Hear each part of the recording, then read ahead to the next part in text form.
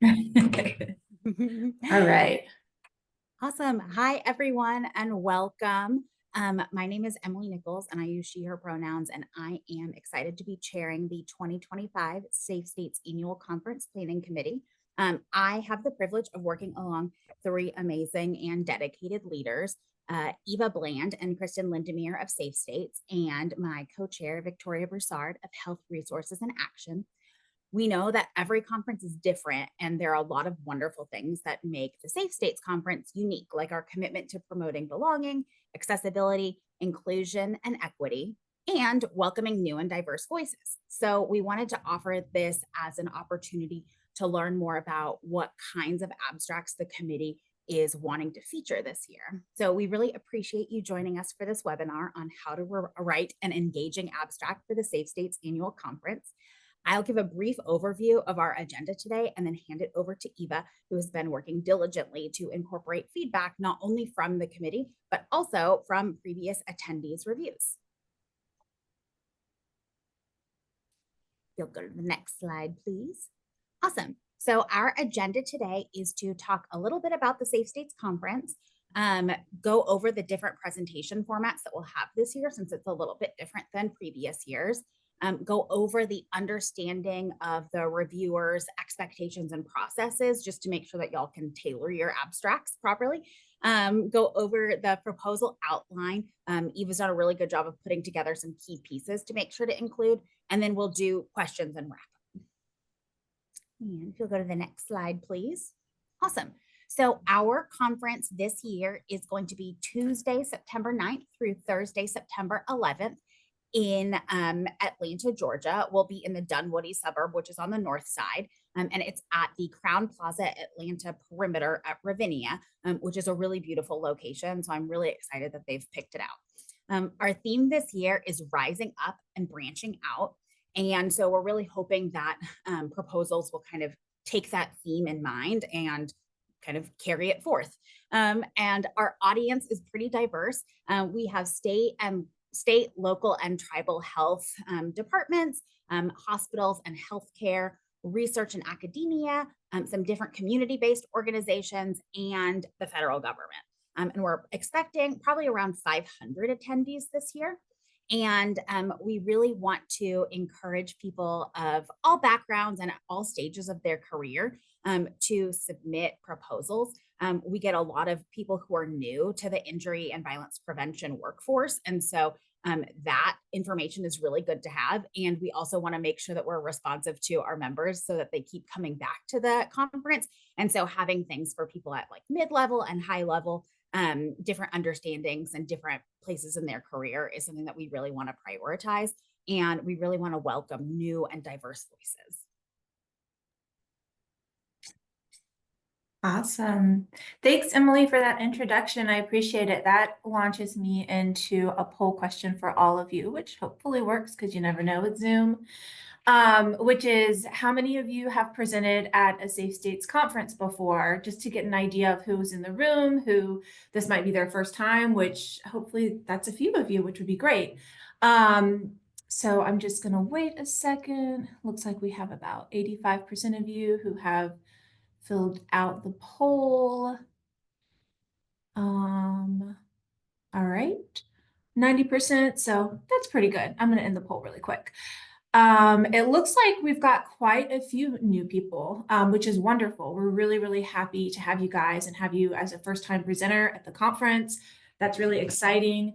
As hopefully, as Emily kind of noted, we're really encouraging proposal submissions from people of all backgrounds and all stages in their career. So one thing I did want to note that's different this year than in years past is that we have a call for proposals and not a call for abstracts. And I just want to say in our world, abstracts, proposals, they're pretty well the same things. We're asking for the same similar content. But the switch to the term proposals versus abstracts is just to make our language more clear, and definitely to make it more approachable for first-time people, for people who have maybe never presented at a conference before. So I just wanted to bring that up because some people might be like, well, is this different than the abstract process that we go through? So I just, as a note. All right, so let's jump into what it will look like at Safe States. So here you'll see we have our 4 different presentation formats at the conference. So basically, you can submit a proposal for 4 different formats. I'm going to go through what each of these formats look like a little bit more in detail, but just something to kind of note is that they build off of each other in terms or build down in terms of time. So our learning lab is going to be the longer presentation format, and then the lightning talks are going to be shorter presentation formats. And so the formats of those might look a little bit different too. I also wanted to note, if you all have any questions, I'm going to try to keep an eye on the chat, but feel free to put those questions in the chat. Emily will answer as we go on. I will try to answer out loud when I can, and then anything that's left we can address at the end too. So, okay. So the first thing for you all to know, especially those of you who are new to submitting a proposal for our conference, is that we use a program called Proposal Space for submitting your proposals. um, if you used it in the past, you will have a username and password that's associated, and it already has your information saved. So if you have submitted an abstract or proposal in the past, you just need to log in with the same information. If you are new, you'll just set up a new login. You'll set your own password. It's pretty easy to use. And what's great about it is that it will save your information so you can continue to use it for next year's annual conference. Once you have added yourself to Proposal Space and you've logged in, it'll send you an email so that you know that you've been added in. And then you can fill in your proposals using the same username for however many proposals you want to submit. So it's very, very easy to use. You can also check the status of any submission directly from your dashboard, so you can see kind of where we're at in terms of reviewing and in terms of where you're at in finishing your proposal, whether you're 20% done or 30% done or more. So I will say there's lots of help out there, especially for the functions and features of Proposal Space. I would recommend reaching out to support@proposalspace.org. They'll have that email on the website all over the place. But if you're having questions about timeline or content or just general confusion about Safe States conference, feel free to email us at speakerhelp@safestates.org, and we'll try to get back to y'all as soon as possible. Okay, so our first presentation format, which I mentioned is kind of the longer format, is a learning lab, and it's a skill-based learning lab. So if you've come to our conferences in the past, we've had these. This is similar to what we've done in the past. The timing is a little bit different. This year, we're going to offer 100-minute sessions. So if you're planning to submit for a learning lab presentation, please take into account that you're going to have about 100 minutes for this session. So when you're thinking about, okay, how am I going to set this up? What does my agenda look like? How am I going to engage people? Make sure you're keeping in mind that time limit. Currently, we're planning for these to be in rooms where there'll be round tables for seating for about 40 to 70 people. So 10 people at each of those round tables. That may change a little bit, and I'll certainly let you all know as we finalize those details.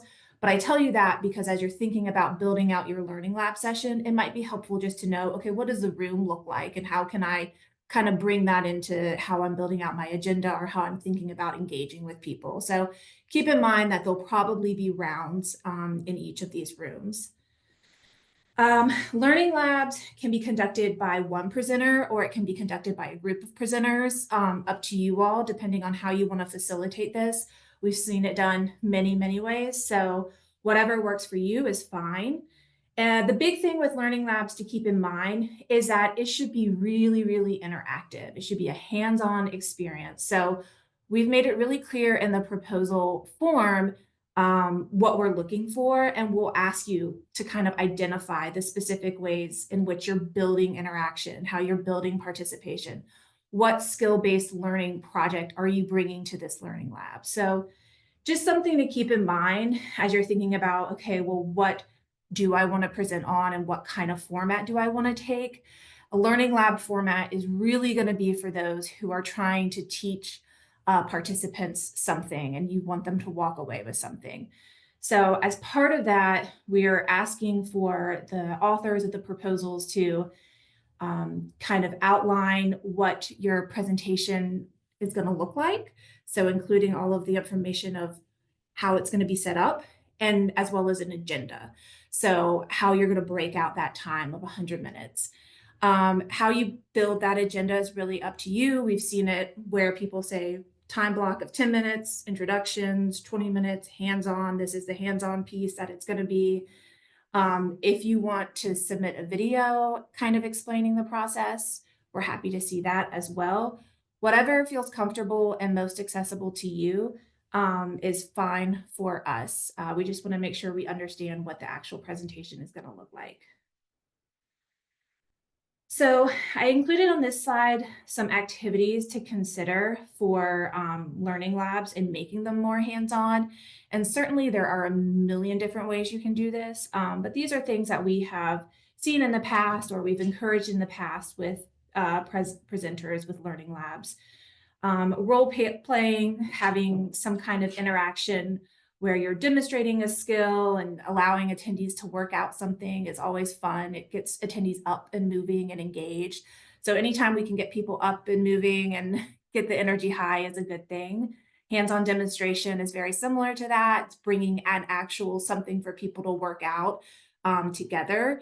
It's helpful to know in the proposal if you're going to do these things and what kind of instructions we might need to give attendees prior to the actual learning lab happening. So if they need to bring their computer or if they need to bring paper or pen, it's helpful for us to include that in the description. So knowing that ahead of time is really, really good. There's a lot of different games out there that you can use, online games. I just included a few that I've heard of. There's Jeopardy, Kahoot has a whole bunch of different options. There's a lot of gamification pieces out there that teachers have created. So maybe find a teacher friend and ask them what they've been using. But it's a great way to get people interacting and kind of connecting with each other. Case studies or scenarios, asking people to bring actual case studies or scenarios to work on would be great. Small group breakouts, again, we're going to have those circular tables so people can interact really well. So thinking about that. And then movement, like I said, it's nice to get the energy up. People sit all day. So anytime we can get people moving around is a good thing. So the next format that we have is the inspired learning format. This is a 40-minute session presentation. This will be one presenter, one presentation for 40 minutes. It'll probably involve classroom seating for around 100 and 120 people. This is your classic conference kind of session. So it's usually one presenter. It could be a group of presenters, but you're presenting on the one topic for 40 minutes. So this is really good for presentations that have reached conclusions and they need to be shared with the audience because often it takes a little bit more time to kind of talk through those kinds of presentations, to talk through how we got to those conclusions, how this whole process, how this strategy might have been built out. So these are really good presentation types for if you're looking to kind of dive a little bit deeper into your content. So the 40 minutes that we have saved for the inspired learning sessions also includes a QA time for audience. So keep that in mind. You might be presenting for 30 minutes and then make sure you save at least 10 minutes for Q&A. It's up to you as a presenter to make sure that you are saving that block of time for Q&A. All right, the Synergize Showcase. In the past, we called these our paired presentations. It's changed a little bit in format. These presentations are definitely shorter than Learning Labs or Inspired Learnings. You should plan for a 12-minute presentation. And what we're going to do as a committee is we're going to pair your 12-minute presentation with another 12-minute presentation that is focused on a similar topic. So thus the synergized showcase portion of it. So these are going to be pretty quick. 12 minutes isn't a ton of time, but it's usually enough time to present a topic and open up a discussion about something that is relevant.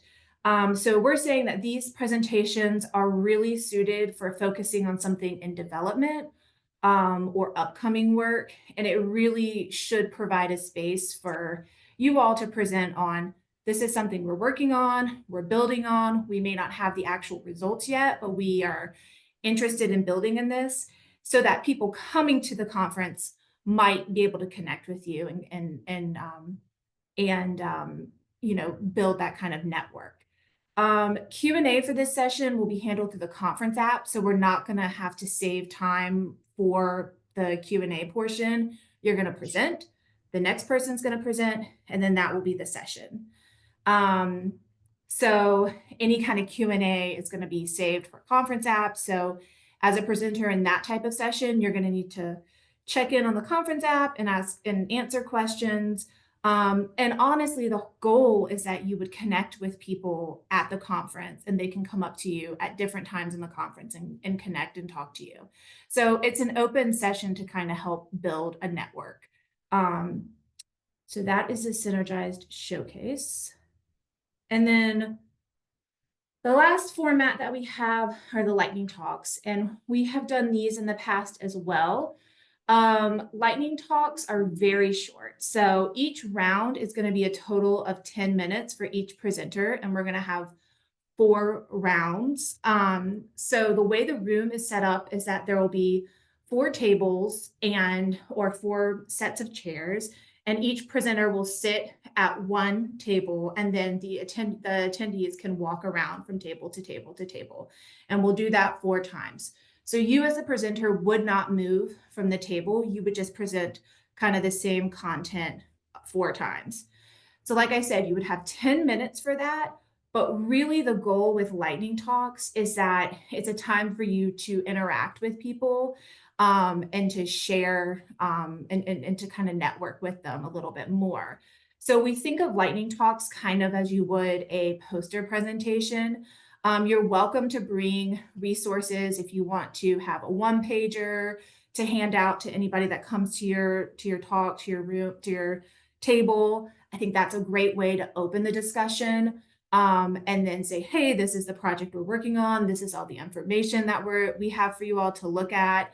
And then open it up for conversations for the people at your lightning talk to ask questions to you. Lightning talks can only be conducted by one presenter just because of timing, and space. So keep that in mind. You can't have a lot of presenters at a lightning talk. And you should plan for about 10 people at each table, 4 rounds, so 40 people total. Quick math. All right. So those are our 4 presentation formats as of right now.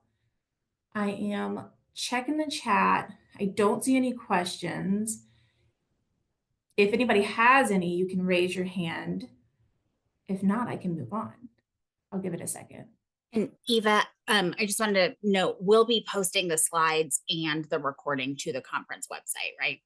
Yes, definitely. Cool.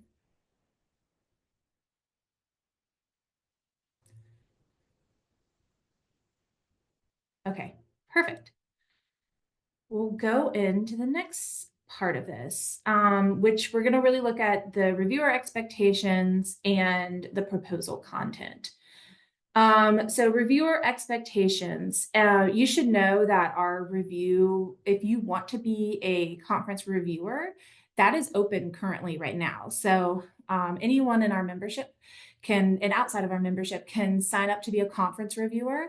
But excuse me, some expectations, they're really looking, and we've highlighted this in the submission form as well. We're really looking for presentations that highlight intersectionality across injury and violence topics. So some of those presentations that look at more upstream factors or things that we're really interested in as an organization, and certainly the reviewers will be looking to see those at the conference as well. Proposals that feature authorship by community members, trainees, early career professionals, students, fellows. Again, we're really looking for new voices in the field. We want to highlight those new voices. So certainly something that we're looking for. It's not that it has to be that. That is not a determinant. That is just a suggestion and something that would be nice. This year, we are asking that authors please submit one proposal per topic. So don't submit the same topic for a lightning talk, a short oral, and a learning lab. Even if you're going to change the format a little bit, if the topic is pretty much the same or it's the same project, you really need to identify which format fits best for that topic and how you want to present it. It just gets really hard for reviewers to read similar abstracts, but with different formats over and over again. So keep that in mind. And then we do allow abstracts or proposals presented at other national meetings or regional meetings. They can be submitted to this conference as well. So just because you've presented them before doesn't mean you can't present them at our conference. I would say if you've already presented this at our conference, do not, it probably is not something you want to submit and present on again. So, okay, I do want to go through what our proposal contents look like what the different things are that you will be filling out for our conference. So you're well aware and ready to go when the time comes. So the first thing is a preferred presentation format. Again, we just went through what all of them are. So hopefully you have an idea of kind of which direction you want to head in terms of your presentation. We're going to ask again that you identify your first choice for that proposal format. And then you can decide if you want to have a second choice or if you only want to be considered for that first choice. So if you say, I want to be a learning lab and that is all I want to do, I don't want to present this content in any other kind of format, then you can make that known on our proposal form.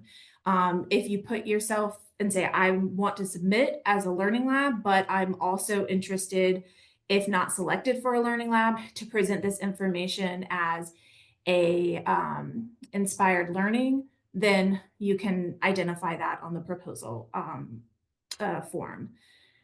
I just want to note, if you don't choose a second choice option and you're not chosen for your first choice, then we will not put you in any kind of review group for another choice, and we'll just take the abstract out. So something to consider when you're thinking about your preferred presentation format and whether you want to be presented in other formats.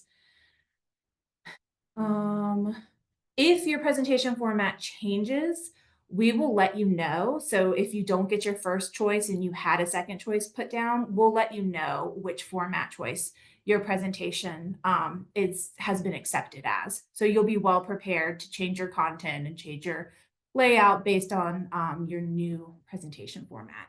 So that's kind of a new thing that we're doing this year. So I just wanted to make sure I touched on that. We're going to ask you to identify a track for your proposal. So you'll see here all of the different tracks that we have here, all of the different tracks that we have outlined. Oh, not there. Goodness, sorry. Here, all the different tracks that we have for our annual conference. So that's something to keep in mind when you're thinking about, well, what topic do I want to present on?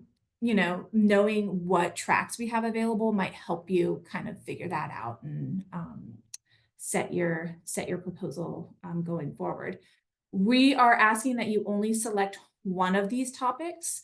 They're pretty broad, so hopefully that should be pretty easy to select just one. And we will probably use your identified tracks in building out our agenda. So.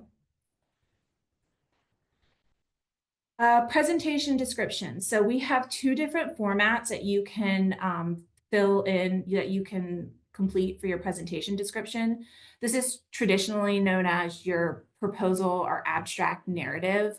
We're just calling it presentation description this year.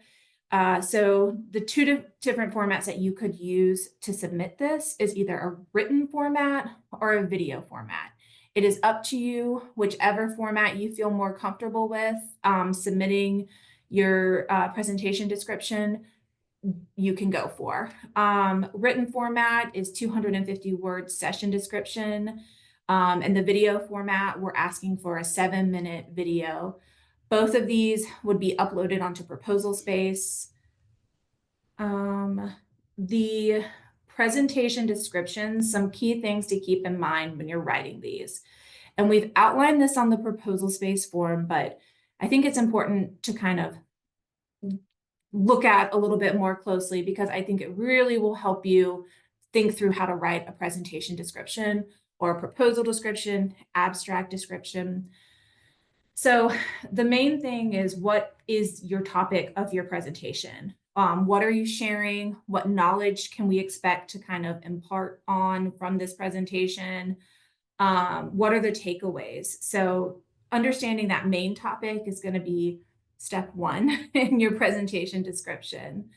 And then some other key guiding questions that you might want to ask yourself as you're building out your description is, what are the unique insights or knowledge I can provide? What makes your presentation stand out? Why would people want to come to your presentation? Kind of thinking about that and building that into the description piece. What are the key takeaways for participants? What are they expected to learn from this presentation? What are you thinking that they're going to learn from this presentation? You might want to highlight in there how you're going to structure your presentation. So if you're going to give a 12-minute overview, you might want to highlight the three main topics of that 12-minute overview. So thinking about that is really, really helpful in advance, and it's easier for abstract reviewers to read through and understand, okay, this is what I can expect from this presentation. Why is my topic relevant to the conference, especially the Safe States Conference? Kind of keeping in mind some of those things that I outlined in the previous slide about what we're looking for in presentations. So intersectionality, new voices, you know, things that are up and coming and IVP are certainly things we want to hear about. So how does your proposal connect to that? And then what is my target audience? So who might benefit best from your session? And that's helpful for reviewers. And it's also helpful for me as I'm building out the agenda, because it gives me an idea of who might come to your session, who might come to your presentation, and making sure that it's timed at a time where they're not going to another presentation that is very similar. So it's really, really overall what it describes itself as. It's a presentation description. I think often people get scared by the term abstract narrative or proposal narrative, and it becomes this big, scary thing. We're really just looking for a description of what you're going to present on, why it's important, how it's relevant, and what we can expect from that presentation. So something to keep in mind. I mentioned learning labs are our longest types of sessions, so we will have some specific questions for learning labs themselves. And that is just to make sure that it's meaning that the proposal and the presenter is thinking about what is involved in a learning lab. So making sure that you are going to bring that interactivity element to it, that skill building element. We're going to want to hear about that.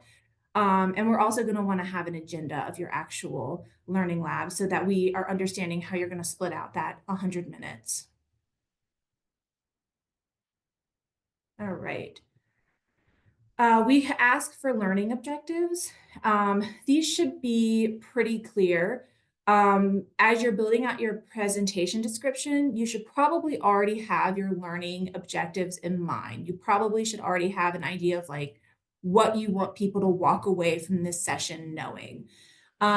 We are asking for no more than 3 learning labs, learning labs, 3 learning objectives, and keep them at 15 words or less for each objective.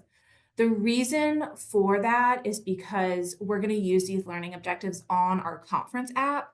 So we want to keep them pretty short and, think about it from a attendee's point of view.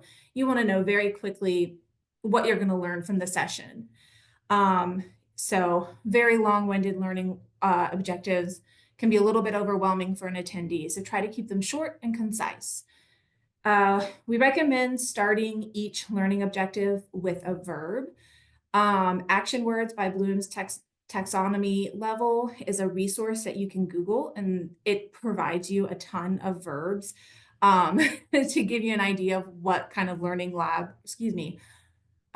objectives you can use and what kind of verbs might be worth using to kind of start those out. So in this session, I plan to define, I plan to explain, identify. So keep those kind of things in mind. If you can make the learning objectives measurable, making sure that the participant can actually perform them. If you're doing a 12-minute session, there's not a lot of big takeaways that a participant can necessarily have from the learning objectives. So at the very least, they'll be able to gain knowledge. So keep that in mind as you're writing out these learning objectives. You do not have to include at the end of this session, participants can expect to in your learning objectives because we have such a short word limit. So I provide that as something for you to think about when you're building out the actual objectives. Like that would normally be the start of you thinking through the objectives, but you do not have to include that verbiage in the actual learning objectives. So just make them clear using a list format and proposal space. Clear and to the point. We're going to ask you to identify the audience that would be most suited for your presentation type. So whether it's people who are new to the field, been in the field for a while, or been in the field for a long time. It may also be relevant for any of the above. If possible, it'd be great to have you identify one of the first three versus any of the above. But I know that's not always possible. So just something to keep in mind. All right. Presenters and main, oops, I skipped one. Here we go. Individual perspectives. So we're going to ask a question about what unique perspective your proposal brings. So really that's us understanding what types of organizations or sizes or sectors does this presentation talk to? Is there a new voice? What kind of voice is involved in it? Who is working on this project? Is this a community-led project? Is it student-led? Is it state health department led? What is this? Who is presenting this kind of presentation? Understanding where it's coming from. And then does the content explicitly address the themes of belonging, accessibility, inclusion, and equity, fostering an environment where all perspectives are valued and heard? We certainly want to make sure that all of our presentations take that into account. We don't want to be exclusionary in any kind of way. So definitely thinking through that and making sure that your presentation addresses that. This will be 100 words, little small area for you to fill in on proposal space.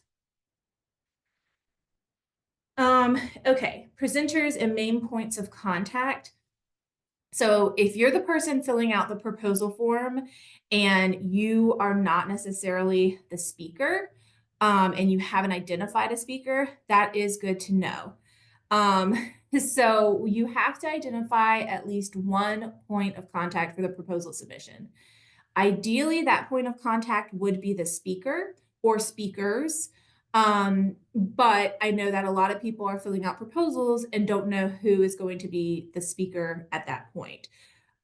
So if you can at least identify a point of contact, that will be helpful. And know that that point of contact is going to get any kind of information regarding whether or not your abstract was accepted, if we have questions, all the way up to registration. So we're going to be following up with that point of contact. Again, if you already know who are going to be the speakers, make sure you identify the speakers as speakers and points of contact. that will just help us with the whole process because it gets a little bit confusing.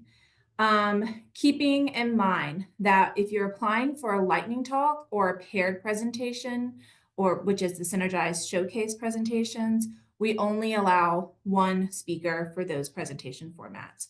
So don't identify multiple speakers because we only allow one. If you don't know at the time, just identify a main point of contact. Let's see here. And then I wanted to make a note about our scholarships this year. So Safe States has up to 3 scholarships available for the 2025 annual conference. Not a lot. We really want to make sure that these scholarships are going to people who really need them, who don't have any kind of budget available at all for them. So we have a pretty strict form for people to fill out at the very beginning of the proposal around scholarships.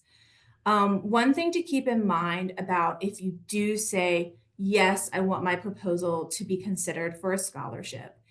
If your proposal is not selected for a scholarship, it will not be considered for the conference and it will be removed from the abstract review process. So that is very important to keep in mind. If you're saying, yes, I'm applying this proposal for scholarship and the proposal doesn't get accepted, then we are removing it from the abstract review. So it's very strict, but it's because we have so limited number of scholarships this year. We're trying to be as thoughtful about this process as possible. And I am happy to talk about it more with anybody offline if they want to, if they're kind of wondering where they sit in that world. In terms of scholarships, know that we can only provide travel support and registration fee for one speaker per proposal. So if your abstract is accepted and it is also accepted as a scholarship and you have multiple presenters, you all are going to have to determine which presenter gets that scholarship money. And we need to know by May 5th if the scholarship presenter is going to attend the conference. Hopefully they will have already confirmed that, but we definitely need to know by May 5th. For anybody else who is not doing scholarships, these are our general terms and conditions of submitting a proposal. Know that you're going to have to pay for the registration fee. You're going to have to pay for travel to get to the annual conference. So you're going to have all of those kind of things in ready to go. Keep that in mind. I know many of you are going to submit a proposal and not know at that point if you have travel fee or if you can go to the conference. That is fine. We just need to know as soon as you know whether or not you can make the conference. And the ultimate deadline for that is Monday, August 4th. And I will continue to check in with you all about, hey, you've accepted the proposal. Your proposal has been accepted. We have you listed. Please let us know. Can you actually attend? Have you gotten approval? You don't have to have paid by the conference. You can pay at the conference, but we need to know that you've gotten approval and you're okay to go. So keep that in mind. Also, if changes in the abstract presenters occur, if you had somebody identified at the very beginning and now that person is no longer available, it's up to you to email us and let us know who the new presenter is. Otherwise, I am going to continue to email the old presenter because I will not know. So that is also something to kind of keep in mind. And I'll just reiterate, presenters are responsible for all expenses, including the registration fees, transportation, lodging, and meals. So throughout a few dates, I just want to make sure we're all on the same page for timeline. This is also available on our website, so you don't have to remember these dates in your head. Currently, our proposal and our call for proposal reviewers is open. It is open till February 7th, so we need all those proposals in by February 7th. Our review period is going to be February 12th through the 28th. And then we're going to have a separate review for Learning Labs from March 3rd to March 19th. So just to give you guys an idea of like, hey, I haven't heard from Safe States about my proposal, if it's been accepted or not, it's probably still in the review process, and that's happening throughout February and March. Ideally, you will know by early May if your proposal has been accepted. We'll send out those notifications in early May. And again, those dates that we have to know that you can come, that you have to be registered for the conference as a speaker is May 5th for the scholarship recipient and the 3 scholarship recipients, and then August 4th for any other presenter. So those are like the very big things of our whole conference, all of the layout of it. And I know I've gone through them what I feel like is somewhat fast. So I want to see what questions there are, how everyone's feeling. Yeah, just see if you all have any questions. And feel free to either raise your hand, talk out loud, take yourself off mute, put it in the chat, whatever feels comfortable. Liza, I see your hand up. Thank you. And I apologize for everyone in the room, but I was wondering, I missed the first 15 minutes. Could you give me just like a 30-second review of the first 2 formats? Yeah. Thank you. Yeah, so the first 2 is a skill-based learning format. Oh, yeah, which is the learning lab. This is our longer format type. It is 100 minutes long and it should be really focused on skill building. So I included some information that's a little bit more specific about this in the slides, which we can, which will be available later. It also is included in the proposal form, so you'll be reminded multiple times. But just kind of keep in mind that it's 100 minutes. It should be focused on skill building. And it can be conducted by one presenter or multiple presenters. And then the second format is the inspired learning format. And this is a 40-minute session, one presentation for 40 minutes, basically. And this can be conducted by one presenter or a group of presenters, but you are submitting a proposal for this one session that's going to be about 40 minutes long. So it is your traditional kind of conference presentation format. Just keep in mind in those 40 minutes, you do have to include Q&A time for the audience.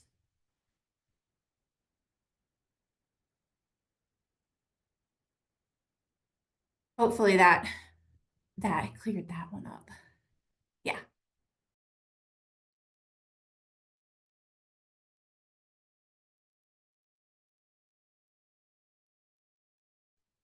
Other questions? Anyone? I can't believe that I was so clear that there's no other questions. I don't know if this is a great question, but I'm really excited about the learning labs and that whole format and the hands-on and everything. Do you get enough people that volunteer for that kind of thing, or do you ever have to go recruit people? I've just never been involved in this process before. I'm like, this sounds so cool. I would not volunteer for that because I would not feel qualified at all. So I was just curious if there are people that are like, yeah, I got this. Yeah, no, that's a really good question. You would be surprised. We get quite a few learning lab proposals. So yeah, it's really interesting. And I think it's what we're trying to do is make sure that the learning labs are really interactive and skill-based. And I think sometimes people apply a proposal to a learning lab because it's a longer time segment. So that's why the review process for learning labs is a little bit more intensive, is because we want to make sure, totally understand people want more time to present. I get it. I'm an overtalker. So, but we want to make sure that they're actually skill-based. So we get a lot, but the review kind of helps us weed through what we're really looking for versus what we got. But yeah, no, we get a few. But don't let that deter anybody from applying for a skill-based learning lab. You can do it. yeah, it's a fun thing to kind of creatively think about how can I build this so that it creates facilitation with people or creates interactivity with people. Hello, this is Corey Lumpkin. I'm from CDC Division of Violence Prevention, and we were interested in submitting an abstract for a panel, which includes our funded recipients as well as some of our other technical assistance providers. And initially, I was um, leaning towards the sync section or the second Mhm. selection, but I'm looking at but now I hear you speak about the learning lab, and I'm trying to decide which one fits better for what we are anticipating. Um, the inspired learning session was kind of I'm sorry, The 40-minute. no. I'm sorry. I'm trying to figure out which one was I thinking about. Let me see here. Let me make sure. Because I was because my question was that if we were doing sort of 2 to 3 different presentations as a part of the panel, would each presentation need to have its own separate abstract, or can we submit one abstract for the entire panel? I see. That's a great question.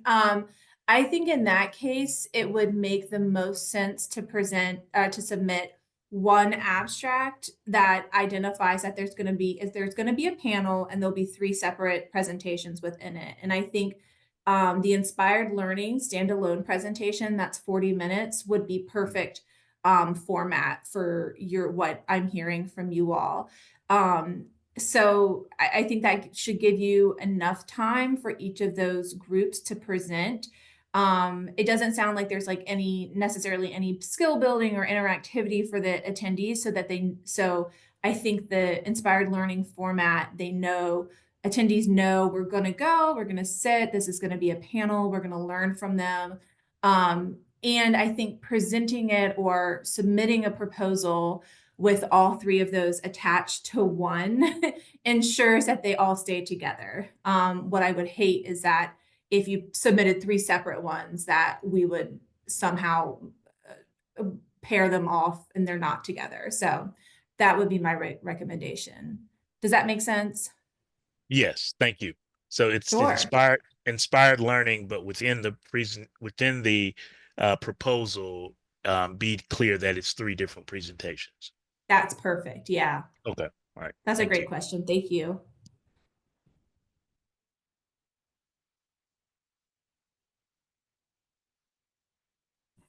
And Eva, it looks like there's a question in the chat from Bethlehem saying, is there a sample of the Learning Lab session? And they agreed with what Vanessa said about feeling qualified. Oh yeah. So I don't have a sample at hand right here, but I can follow up to this email with follow up to this meeting with an email with these slides to all of you and also some examples of learning labs that have been presented in the past. Because to be quite honest, off the top of my head, I don't have them. But we do, usually they are, I will say we had a policy one last year where they looked at a policy case study and kind of identified different things that people could take home with them. But I can find some examples and send to you all for sure for the learning labs.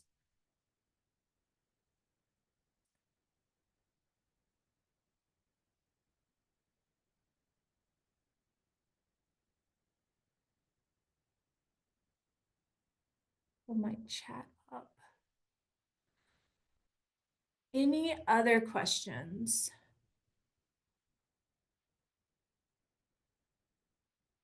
Okay. So like I said, I'll send these slides out. We're also going to put this recording on our website, so it'll be available. Pretty much everything I covered today is also on our website as well as on Proposal Space, so that's good to know. If you have any questions along the way, the speaker help at safestates.org is going to be the best email to reach out to us about. Those questions, I included a QR to our annual conference website if you want to snap a picture and open it up and get all the information. Since I have an active audience, I just wanted to give you all a heads up about other upcoming events that we have at Safe States. We have an all-member call coming up at the end of this month. We're going to go over all of these new things that we have coming out with Safe States. It's quite a lot, so hope you all might be interested in joining. Right now, we have an Inspired and Ignite training series happening. It's 3 parts. So we have a pre-recorded video that's already available. It focuses on how to use AI in injury and violence prevention and within your workday. So I really encourage you all to check that out. And then we're going to have a networking conversation around AI and injury and violence prevention at the end of the month. And we have a podcast available around the same topic. So something to check out for January. And then at the end of the month, we're going to have a career opportunities with the DoD, Department of Defense Integrated Primary Prevention Workforce. That is being put on by our student and early career professional SIG. So encourage y'all to check that out as well. And we have new releases in terms of resources for injury and violence prevention practitioners. We have put together new core components of a model IVP program. So this QR code here can take you to that. You can also find it on our website. And currently we have our stat visit. If your IVP program is interested in a stat visit, you can apply for that. It is open. You can learn more about that on our website as well. This QR code will take you there. So yeah, I really appreciate everyone's time. I know time is limited, so this has been really helpful and hopefully helpful to you all as well. And I'm excited to see all the different abstracts we get in. Proposals. So with that, thanks everyone. I hope you enjoy the rest of your day. And yeah, I will see you at the annual conference, hopefully.